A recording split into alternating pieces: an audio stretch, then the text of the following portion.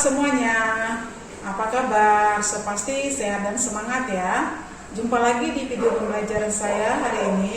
Kita akan memasuki yaitu bab kedua matematika wajib yang berjudul statistika. Berbicara tentang statistika, ini sangat perlu karena banyak penerapannya di dalam kehidupan kita sehari-hari. Ternyata kita lihat di kehidupan saat ini yaitu masalah pandemi COVID-19 ya. Itu kita tahu perkembangan pandemi di Indonesia itu yaitu dari data yang dikumpulkan tiap daerah, mulai dari kecamatan, lurah, dari yang terkecil sampai nanti ke provinsi.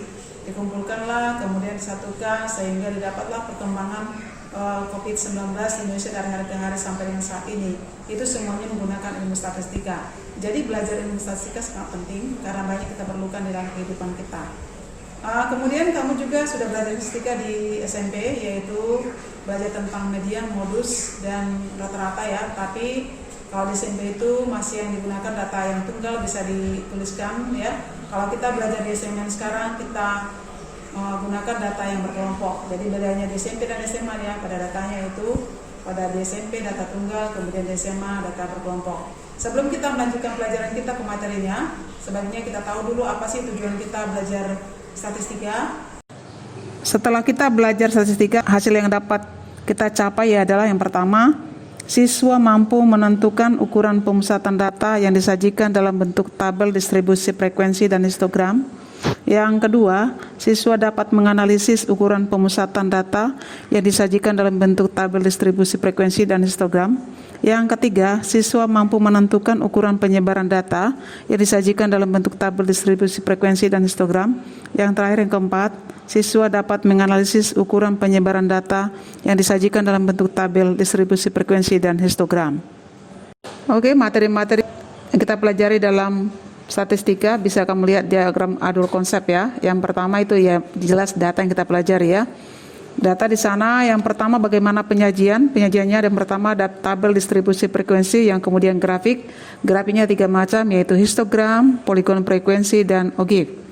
Kemudian yang kedua pemusatan data ada 3 macam. Yang pertama rata-rata mean ya, yang kedua nilai tengah atau median, yang ketiga modus. Kemudian bagian yang ketiga penyebaran data ada itu 3. Yang pertama simpangan rata-rata, yang kedua simpangan baku, dan yang ketiga ragam. Semuanya datanya nanti yang kita pakai adalah data berkelompok. Ya, kita mulai yang pertama penyajian data ya. Penyajian data ada 2, yang pertama data tunggal dan data berkelompok. Data tunggal yaitu data yang bisa dituliskan semuanya ya, lengkap. Kemudian data berkelompok, data yang diambil dari data yang tersebar sehingga dikelompokkan ke dalam satu tabel. Penyajian data yang pertama yaitu distribusi frekuensi. Kamu perhatikan ya, contoh berikut ini ada namanya distribusi frekuensi. Kelasnya ada di situ, kelas, batas kelas, kemudian frekuensi. Kelasnya ada berapa? Ada 6 ya. Kelas pertama 15 sampai 19. Kemudian kelas kedua 20 sampai 24, terakhir kelas ke-6 40 sampai 46. Kemudian batas kelasnya yang pertama 14,5, kemudian batas atasnya 19,5, ada frekuensinya 3, demikian seterusnya sehingga terdapat nanti kelas yang ke-6, batas kelasnya, batas bawah kelas 39,5, kemudian batas atas kelas 44,5, frekuensinya ada 2. Berapa banyak data yang dibuat di tabel ini? Yaitu ada datanya sebanyak, kita jumlahkan semua, 3 tambah 6 tambah 7 tambah 4 tambah 3 tambah 2 yaitu 25 data. Bagaimana cara membuat distribusi frekuensi? Yang pertama sekali ya, yang dapat kita lakukan pertama sekali yaitu jangkauan. Jangkauan itu sama dengan ukuran tertinggi dikurang ukuran terendah. Kamu perhatikan distribusi frekuensi berikut ya, yang kemudian kita lihat dari data tersebut kita perolehlah data tertingginya yaitu 44, data terendahnya berarti berapa? 15. Sehingga didapatlah jangkauan sama dengan 44 kurang 15 sama dengan 29. Kemudian langkah kedua kita menentukan banyak kelas, disimbolkan dengan K. Banyak kelas kita memakai aturan Stargate, yaitu aturannya K sama dengan 1 tambah 3,3 log N. Itu sama dengan banyak data. Berarti K sama dengan 1 tambah 3,3. Tadi banyak data kita jumlahkan semuanya 25. Sehingga diperoleh sama dengan 1 tambah 3,3 log 25 sama dengan 1,397. Nanti biar lebih paham kamu nak, bisa kamu cari di kalkulator ya, bahwa log 25 itu sama dengan 1,397. Sehingga diperolehlah K sama dengan 1 tambah 4,61. Hasilnya sama dengan 5,61. Kita bulatkan ke atas, hasilnya menjadi 6. Kita coba perhatikan distribusi frekuensinya. Apakah benar banyak kelasnya 6? Benar. Banyak kelasnya adalah 6 tadi ya. Kelas pertama 15 sampai 19, kelas kedua 20 sampai 24, kelas ketiganya 25 sampai 29, kelas keempatnya 30 sampai 34, kelas kelima 35 sampai 39, kelas keenam 40 sampai 44. Kemudian langkah yang ketiga, kita menentukan panjang kelas. Panjang kelas, coba kamu lihat kelas pertama ya, kelas pertama 15 sampai 19. Berarti panjang kelas secara manual bisa kita hitung 15, 16, 17, 18, 19, ada 5. Setiap kelas panjang kelasnya harus sama. Ya, setiap kelas panjang kelasnya harus sama. Coba kita lihat sekarang kelas ke-6, kelas ke-6 40 sampai 44. Kita hitung apakah itu sama-sama 5. Kita mulai hitung 40, 41, 42, 43, 44, berarti 5 ya. Ya, kita sekarang menentukan panjang kelas. Panjang kelas sama dengan rumusnya ya, jangkauan dibagi banyak kelas. Jangkauannya berapa tadi? 29, berarti sama dengan 29. Banyak kelasnya kita dapat tadi 6. 29 bagi 6 sama dengan 4,83, dibulatkan menjadi 5. Yang keempat ya, menentukan batas kelas. Batas kelas ditentukan dengan rumus batas kelas bawah ya, batas kelas bawah sama dengan batas bawah dikurang 0,5. Coba kita lihat kelas kedua ya, kelas kedua 20 sampai 24. Batas bawahnya 20 dikurang 0,5, berarti hasilnya 19,5. Oke, benar ya. Kemudian batas kelas atas. Batas kelas atas sama dengan kelas atas ditambah 0,5. Kita lihat kelas kedua tadi. Batas atasnya berapa? 24. Kemudian tambah 0,5 berarti 24,5. Sehingga diperolehlah batas atasnya 24,5. Lebih paham, kamu perhatikan contoh berikut ini ya. Langsung kita buat data ini. Perhatikan ada datanya. Ini data tersebar ya. Buatlah data distribusi frekuensi dari data berikut. Ada tersebar datanya. Datanya sebanyak 24689 9 kali 3 27 ya. Langkah pertama sekali untuk menyelesaikannya ya, membuat distribusi frekuensinya, yang pertama kita lakukan, kita urutkan dulu datanya dari yang kecil sampai yang paling besar. Pertama sekali kamu cari yang paling kecil. Yang paling kecil berapa? 42. Kemudian urutkan data paling tingginya nanti 76. Setelah diurutkan ini ya, kalau nanti ibu langsung buat urutkan jadi banyak waktunya, makanya langsung ibu urutkan di sini. Sudah terurut ya, 42, 45 sampai seterusnya, nanti terakhirnya 76. Kita mulai langkah yang pertama. Baiklah nak, supaya kita mulai, kita menentukan jangkauan ya, jangkauan.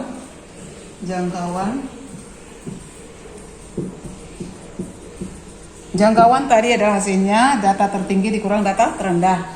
Data tertinggi kita lihat berarti 76 ya, 76. Data terendahnya 42. Kita kurangkan sekarang 76 kurang 42, hasilnya adalah 34. Jadi jangkauan sama dengan 34. Kemudian yang kedua, kita tentukan yang kedua itu banyak kelas. Banyak kelas. Banyak kelas apa rumusnya tadi? 1 tambah 3,3 log N. 1 tambah 3,3 log N. N-nya adalah banyak data. Banyak data kita ada berapa? Ada 27. Kita tuliskan ya, 1 tambah 3,3 log N, log 27. Banyak kelas sama dengan 1 tambah 3,3 log 27 ya, sama dengan 1,43. Oke, kita operasikan hasilnya. 1 tambah 4,62, kita jumlahkan dia menjadi 5,62, dibulatkan menjadi 6. Menentukan panjang kelas. Rumusnya tadi udah dibuat dibilangin tadi ya. Berarti rumusnya adalah jangkauan dibagi banyak kelas dibagi K ya. Jangkauannya tadi 34 dibagi dengan K-nya 6, hasilnya sama dengan 5,67. Bagi 34 bagi 6 sama dengan 5,67. Kita bulatin menjadi 6. Oke, sekarang mau kita buat distribusinya. Ini kita mulai buat distribusi. Yang pertama ini berarti kelas ya, kelas. Yang kedua frekuensi. Yang ketiga kita buatin ini batas kelas. Ya, yang pertama kelasnya dulu ya, kelasnya dulu. Yang kedua frekuensinya, yang ketiga batas kelas. Tadi kelasnya kita dapatkan tadi ada 6. Dapat 6 ya, 6 kelasnya. 1 2 3 4 6. Kita bukan 6 ya nak, 6. Tentukan angka yang pertama dulu di kelas pertama, itu kuncinya ya. Angka yang pertama di kelas pertama, pastikan dia ikut di data ini. Berarti dia boleh sih di bawah angka 42, bisa 42. Yang jelas semua data harus terkumpul dalam distribusi frekuensinya. Kita mulai dengan 42. 42 panjang kelasnya 6. Berarti 42, 43, 44, 45, 46, 47 ya, 47. Masing-masing di bawah kita tambahkan dengan 6. 42 tambah 6, 48, 47 tambah 6, 53, 48 tambah 6, 54, 53 tambah 6, 59. Kemudian sini langsung ya, 60 sambungannya, kemudian 59 tambah 6, 65. Berarti di sini berapa? 66. Kemudian 65 tambah 6, 71. Kemudian di sini 7 berapa? 72. Terakhir 71 tambah 6, 77. Oke. Sudah dapat kelasnya 6. Kelas pertama 42 sampai 47, kelas 2 48 sampai 53, kelas ketiga 54 sampai 59, kelas keempat 60 sampai 65, kelas kelima 66 sampai 71, kelas keenam 72 sampai 77. Cek dulu apakah semua data yang ada tadi ada di kelas ini. Kita coba cek ya. Data paling kecil 42 sudah oke. Kemudian data paling besar yaitu 76 sudah ada di sini di kelas ke-6. Kita menentukan frekuensi ya, frekuensi. Kita lihat di data kita ukuran ya, ukuran 42 sampai 47 itu ada berapa? Berarti yang termasuk dalamnya 42, 45 ada 2. Kemudian yang kedua ukuran 48 sampai 53. Kita hitung yang 48 sampai 53. 1, 2, 3, 4, 5, 6, 7 ada 8. Kita tuliskan 8 di sini. Kemudian kelas ketiga 54 sampai 59. Kita lihat 54. 54 berarti 55 termasuk ya. 54 sampai 59. 55 1 2 3 4 5 6 7. 7 ya. 54 sampai 59 88. Kemudian 60 sampai 65. Kita lihat 60. 60 ikut.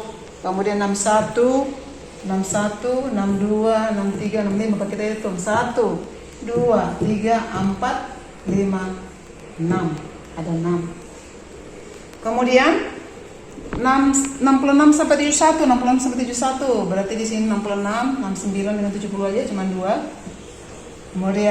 Kemudian yang kelas terakhir 72 sampai 77 ya. 72 sampai 77 cuma ada 2, 72 dan 76. Kita cek kembali ya, apakah datanya sudah sama dengan yang kita semua di sini, yaitu sebanyak berapa? Sebanyak 27. Kita cek dulu. 2 tambah 8 10 tambah 7 17 tambah 6 23 23 tambah 4 27. Sudah oke ya. Berapa frekuensi? Sudah 27. Berarti semuanya data sudah masuk ke dalam distribusi frekuensi. Menentukan sekarang batas kelas. Tadi udah kita buat materinya. Kalau tapi bawah kelas ya, batas bawah dikurang 0,5. Berarti hasilnya 41,5. TP atasnya, batas atas ditambah 0,5, berarti di sini 47,5. Kelas kedua dengan cara yang sama diperoleh 47,5. TP atasnya 53,5. Kelas ketiga, TP bawahnya 53,5. TP atasnya adalah 59,5. Kemudian TP bawah pada kelas keempat 59,5. TP atasnya 65,5. kelas kelima, TP bawahnya berarti 65,5, TP atasnya adalah 71,5. Yang terakhir, batas bawahnya berarti 71,5, TP atasnya adalah 77,5. Coba kamu perhatikan ya. Di sini TP atas kelas pertama merupakan batas bawah kelas kedua. Sama seperti itu ya, TP bawah kelas TP atas kelas ke-5 merupakan batas bawah kelas ke-6. Jadi mudah bukan untuk membuat distribusi frekuensi. Jadi kamu harus banyak berlatih di rumah. Jadi pembelajaran materi-materi dan contoh soal kita tadi dapat kita simpulkan pembelajaran kita hari ini, yaitu yang pertama, distribusi frekuensi adalah suatu cara untuk menyusun data yang dimasukkan ke dalam interval-interval kelas yang berisi interval, kemudian frekuensi dan batas kelas, dengan tujuan supaya datanya mudah dipahami, dianalisa, dan disimpulkan. Kemudian yang kedua, untuk menentukan distribusi frekuensi ada 3 langkah. Yang pertama, tentukan dulu jangkauan dengan rumus jangkauan sama dengan ukuran tertinggi dikurang ukuran terendah. Yang kedua, menentukan banyak kelas dengan rumus K sama dengan 1 tambah 3,3 N, N-nya adalah banyak data. Yang ketiga, menentukan panjang kelas, yaitu dengan cara jangkauan dibagi banyak kelas, yaitu J per K. Kemudian yang keempat, menentukan batas kelas, yaitu batas TP bawah sama dengan batas bawah dikurang 0,5, batas TP atas yaitu batas atas ditambah 0,5. Jadi sangat mudah bukan? Demikianlah pembelajaran kita hari ini. Sampai ketemu di video pembelajaran kita selanjutnya. Terima kasih. Bye-bye.